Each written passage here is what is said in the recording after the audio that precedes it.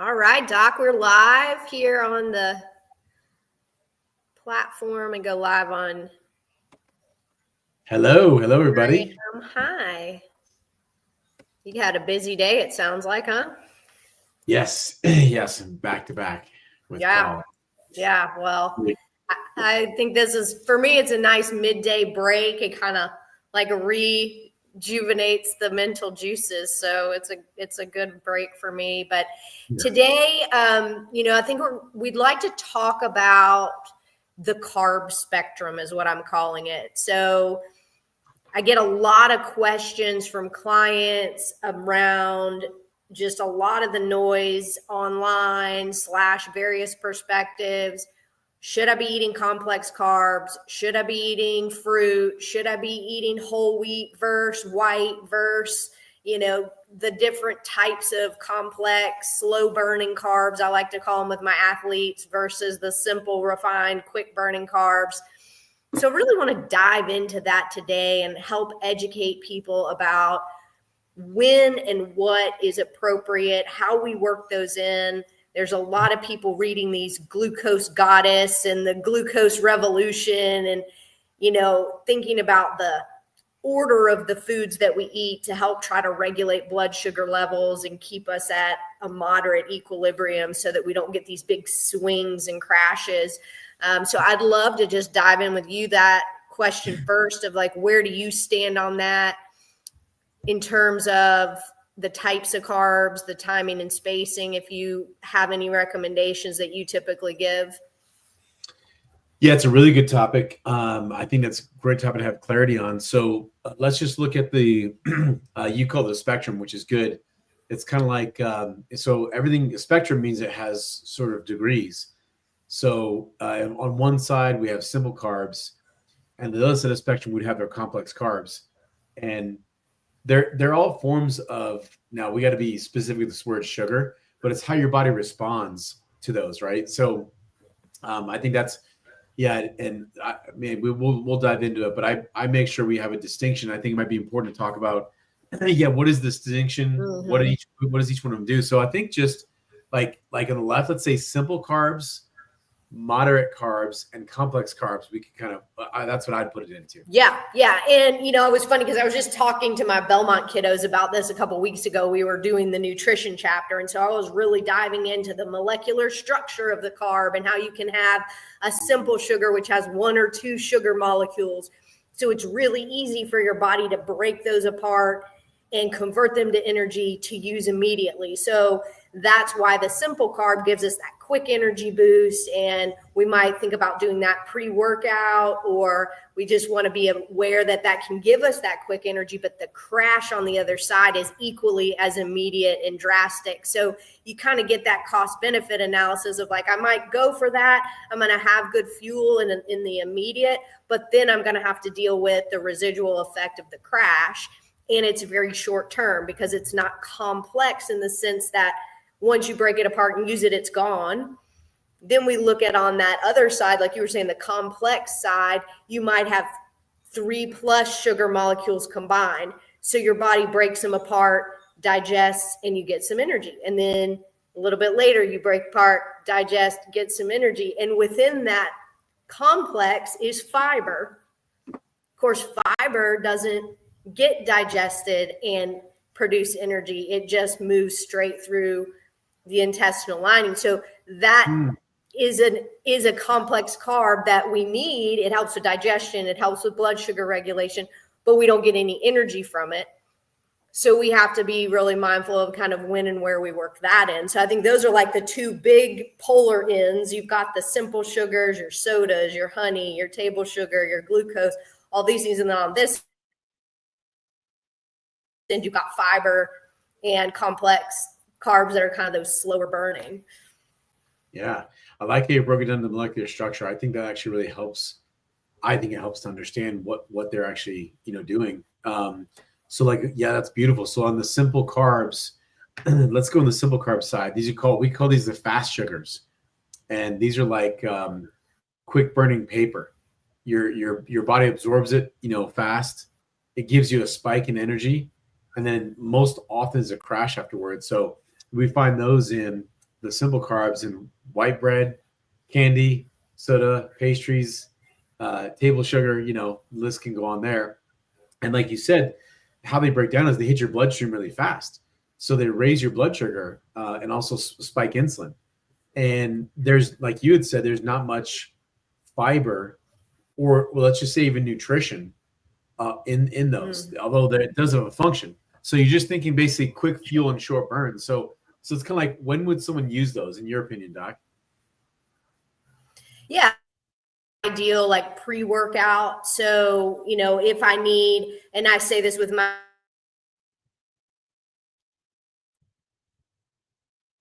events, and they've got maybe a 30-minute window between two events, they need something that they can digest and immediately access to be able to boost performance. So I think that's one scenario where you may want to rely on. And for people that aren't elite athletes, that's just going in a workout. So if you're going to do a quick class, or you're going to do a spin class, or you're just going to go do your normal daily workout, that's when I would fortify my pre or post with some of those more simple carbs to kind of give you that fuel source or to replenish glycogen once it's been depleted a training session. So that might be one scenario. And I think the other scenario would be, do you have some kind of blood sugar concerns, right? Like if you hit some low blood sugar points in your day, or you're noticing that, or you just have a hard time regulating blood sugar, you might need, I'm thinking like a type 1 diabetic, right? They might need some of those simple sugars around just to give you that immediate blood sugar response. Yep. And I was going to ask you, Doc, are you in a different location, or is your internet different today? No, we getting some kickback. No, it's but your screen's going fuzzy and skipping, so it's no big deal. I'm sure it's probably fine in the internet world. Oh, weird. Okay. No sweat. Okay. So thanks for asking. Yeah, I don't know. It may just be today. Yeah. Okay, cool. So I like that. So that, because I've kind of also often wondered that too. I see athletes, like I know many of my patients in the past, runners, they would use those like glucose. I mean, they'd basically be sugar little gel chews.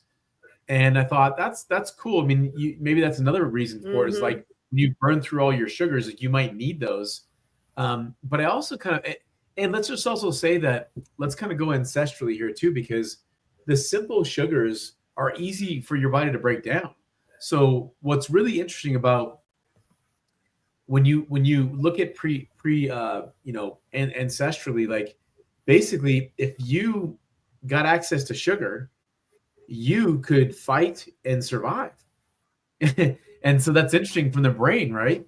So I kind of wonder from my standpoint is like, yeah. I've played a lot around with athletes of like, what, how can I get the consistent burn without having the ups and downs? Because what I found is if you use the glucose too much, which I've had patients that use simple carbohydrates as they're sort of recovering from, they're diabetic, long term, I found it to be quite damaging to the body using it long term, right? So it's like, how can we get that?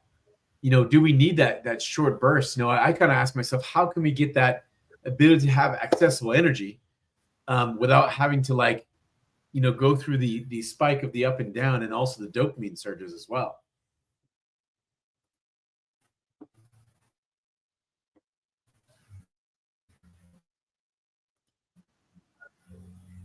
Can you still hear me? You might be cutting out a little bit. I don't know why my internet is so. I'm so sorry. Yeah. Oh, okay. Okay. It's just got like one bar. Does that seem better? Yeah, I'll keep talking because that way I know everyone can still hear me. So let's go through we did the simple carbohydrate class. Let's go in the middle to do the moderate, what I call moderate carbs. Now, it's not exactly perfect, but basically these carbs break down slower than the simple sugars, but they're not as stable as complex carbs. So I would say these are like fruits and some starchy veggies like potatoes and brown rice. So they have some vitamins, some fiber, and in my opinion, I like these better. If I was to try to get, what we're talking about, a short burst energy, I would much prefer this over pastries and white bread and candy and soda to try to get that, that burst. Yeah. I think that people I think they have a hard time understanding where like fruits and veg fit in there. And I'll even get that because, as you know, a lot of my approach is very macro oriented. And so when we get so hyper focused on the macro, like carbs as a macro, then we lose sight of the micro, which is your fruits and your veg. And people are like, well, I'm just not eating vegetables because I don't get any credit for them in my macros. I'm like, well, you still need them because they give you so much other value from the micronutrient standpoint. But to your point, fruits and starchy veg still do fall in that carb category. And the fruit even has a spectrum, right? So like our tropical fruits, bananas, mangoes, pineapples, they tend to have a higher glycemic load than your more fibrous, like your berries and your apples and your oranges. So I think too, it's just finding where your blood sugar kind of lives. And we talked about last time wearing like a continuous glucose monitor, right? Where you could even be monitoring, your body may respond differently to certain fruits or veg than other people's. I've had people that respond differently to sweet potatoes, differently to different fruits. And then other people don't really have a lot of blood sugar response to it. So I think too, without making people feel like that they have to turn their body into a science experiment, I do think that everybody has a little bit of a different response to the carb spectrum, as we're calling it. So. Yeah, no, I think so. 100%. That might be an episode we want to do on just the glycemic index. I think that would be a really important one we could do. Yeah. And what do you like with you? Because I know you kind of put people through a little bit of a test protocol, where they're eating mostly fruit and veg as their carb sources. But then at some point you kind of start to introduce, but do you notice any, and they're not really training. I think that's the key, right? Because for you during that phase, they're not training. I'm thinking, how are they getting away with not having any of that complex carb component and trying to go recover from a workout? But is that kind of why you bring the training piece down? Exactly. Yeah, because when so we're also got to keep in mind too, we're doing a hormone reset. So it's very different than, hey, I want to lose some weight, even though it's considered a weight loss program. Yeah. It's a doctor supervised hormonal reset. And so during those 40 days, I have people eating lean meats, veggies, and fruits, right? And you go, okay, well, how are they getting? But what happens is we have a process, and this is the other piece to put in. We've literally determined that the brain, someone's hormones can be flipped over into what I call sugar burning. So in other words, the leptin and ghrelin don't identify fat as a fuel source, meaning their brain and body are not using fat anymore. And so when we have people do lean meats, veggies, and fruits, their body just switches back over to fats. And we're like force feeding the fats. So people are like, I have people are like, oh my God, I feel phenomenal. And so the reason I don't have them working out is what you said is the first thing that I want to establish for someone is I want them to figure out how much food they need without working out. And that takes about a month. And so by the end of the 40 days, someone goes, Dr. Goldman, I'm down 3 dress sizes, I lost 20 pounds. I'm eating more than I ever have. And then I say, congratulations, you've just learned how to lose weight.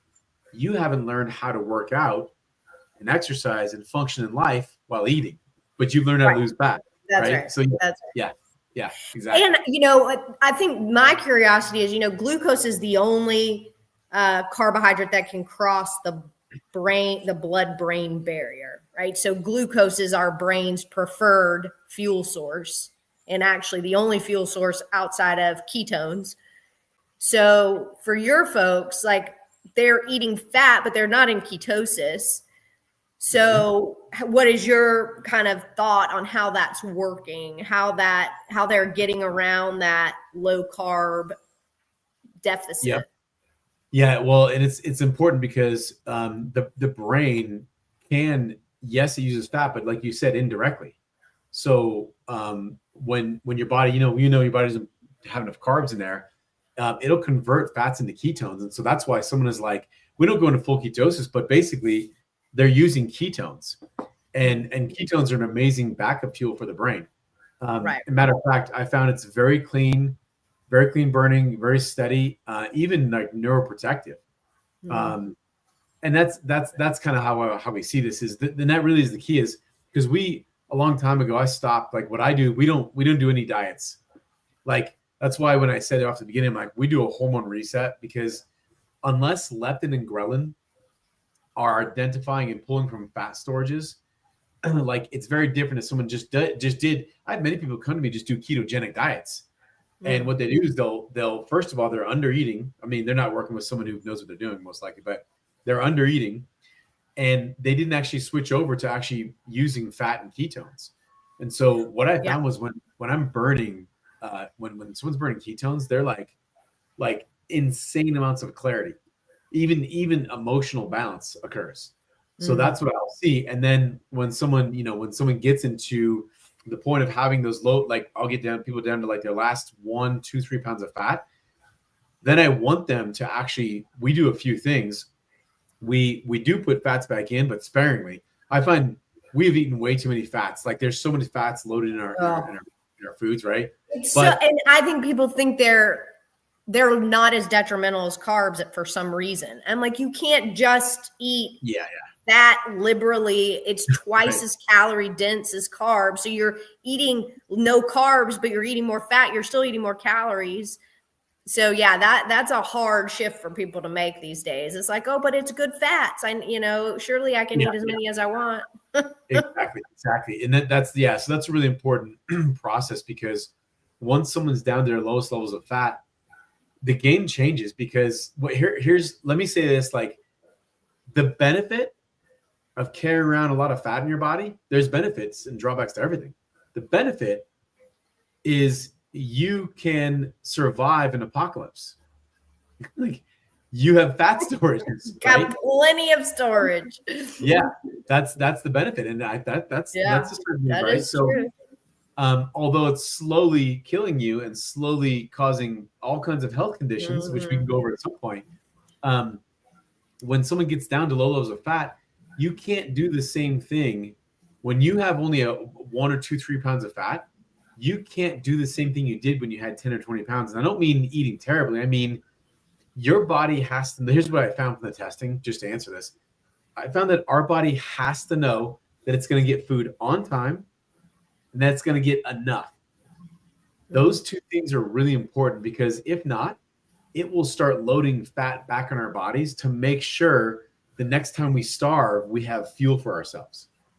Yeah, it's the feast famine response, right? And I think we see that just with yo-yo dieting. It's like you go into this restrictive crash diet and your body, it goes into a fasting mode, right? Like this famine state where it starts to kind of use stored energy and it works for a while, but then something derails you, you get frustrated, you stop seeing progress.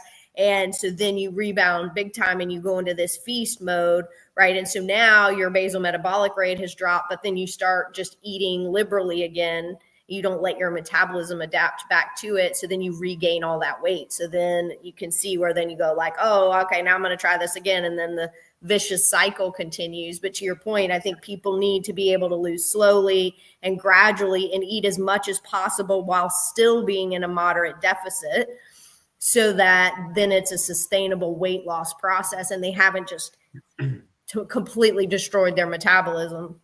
Yeah. And I want to bring something up. You had a great question because you just kind of asked about the, and maybe kind of dig a little further just in this because glucose versus ketones for the brain. And, just because it kind of made me go back and think about this because, you were like, well, glucose is the brain's default fuel. That's true. And it's quick, it's easy to burn, it works great as long as it's coming from clean sources. And in my opinion, complex sources, because let's just make a distinction. We say, oh, glucose is the preferred, but if you're eating a bunch of sugar, you're eventually going to cause disease in the brain, which they call Alzheimer's and dementia. They're finding that you end up eating enough of the wrong sugars. So it's got to be a lot of those clean burning, glucose. Slow burning. Yeah, exactly. Well, because all carbs break down into glucose eventually. But to your point, it's like you want the ones that are going to release slowly and allow insulin to do its job and blood sugar to stay regulated. When you eat these high volume, highly refined, highly quick burning carbs, then body digests it so quickly. And again, if the volume is really high also, and the calories are really high, then insulin just can't keep up with what you're asking it to regulate. And so then that's where we get some of this dysregulation in stored body fat. But if it's complex and it's combined with protein and it's combined with fats and the digestion process is slower, then it's like you get this little increase in blood sugar and then insulin comes in and helps. And then you get this little increase in blood sugar and insulin comes in and helps. But if you overshoot that, then your body's just sort of in fight flight mode. Exactly. And so to bring this up, this is what I want to really point out was, because this is not talked about a lot. And this is something I found years ago, is ketones are high octane brain fuel. And so this is something almost no one really ever has talked about much, but they're cleaner, they're more stable, and they're longer lasting. But so, for example, I will literally see people have improved focus, improved mental clarity, less inflammation in the brain. And it's sort of even sometimes even those ketones can protect against brain aging. Mm-hmm. But here's the cons. It takes time to adapt. Like, it's not ideal if you're constantly under stress. And so it takes time to break down, right? So that's kind of what I'm saying when we're talking about this changeover. You really, for what I've seen, is it takes a while. If someone's been a sugar burner, it takes a while. That's what the whole 40 days is. Someone goes, whoa, I feel really good. And we know we're using those ketones, right? So, but then there's, like you said, there's a whole other process of learning how to stay like that, Well, yeah. And I mean, I would be curious, like, if you're not putting people in ketosis, how do you think they're getting the ketones? Because from what I understand is like there has to be a transfer over from carbs to ketones, which takes a drastic 5% carbohydrate intake. And it doesn't sound like you're putting people in that much of a carb deficit. So how are they creating ketones in the presence of carbs? Yeah, exactly. Great question. This is kind of, to me, the secret behind what we do. Years ago, there was a substance called HCG, human chorionic gonadotropin. Now, the substance is naturally occurring in a woman's body, or in a human's body, but they made it an injection, and women lost all kinds of weight. The problem is it eventually caused breast cancer, and so they banned it, and they've banned it 4 times now, and they keep unbanning it. And so what happened was, I have a friend of mine him and I both were interested in this process, and we said, how can we create a substance that does what HCG does? Because HCG was basically rapidly moving someone back over to fat burning. That's what it was doing. Mm-hmm. And so we created a natural substance. So we literally have a 7-blend plant-based herb supplement that we use with our program, that it takes about 4 days to go from sugars to flip over to fats. Interesting. Okay. I was like, you got to be doing something, or everybody would just be able to eat fairly normally and get into ketosis. So, okay, I got you. Well, exactly. That's interesting. Exactly. Well, cool. And most people who come into my program, they've done keto, paleo, fasting, Jenny Craig. They've done all the things. And so that's where we really kind of went, okay, wait a minute. Dieting is just dieting. But unless you reset your hormones, and so when you reset your hormones, all of a sudden it changes the game, right? So this is over the last 10 years. I don't do what I learned in school, what I read in textbooks. I do what I found works for patients. And so a lot of times what I'm doing is counter to what most of the advice is, for weight loss stuff. Yeah. Well, Good question. That's really cool. So, I know we're out of time and you got a call, but I think the carb confusion and the carb conversation is super important, and just helping people understand, because I think even people still think they shouldn't eat fruit, and that just drives me crazy. But I think you do need to understand like what it's doing, how to work it in, what we need to combine it with. So, hopefully this was helpful for folks to just kind of visualize like the complex and the simple and how things kind of break down and give us energy. Yeah. This is a great question. Yeah, great questions. I think that what's interesting is at some point we should do a session or one of those talks on metabolically flexible, because that's what I'm kind of talking about is metabolically flexible. You can flex between both of these ketones and glucose, right? Yeah. And I think people do think they have to do one or the other. Like, they come out of ketosis and then they think all is lost. Yeah. And, I think you just have to be strategic, because there are some people that believe you should do a break in ketosis every couple of weeks or every month to just give your hormones a chance to reset. So very cool. All right, Doc. Thanks a bunch. See you soon. All right. See ya.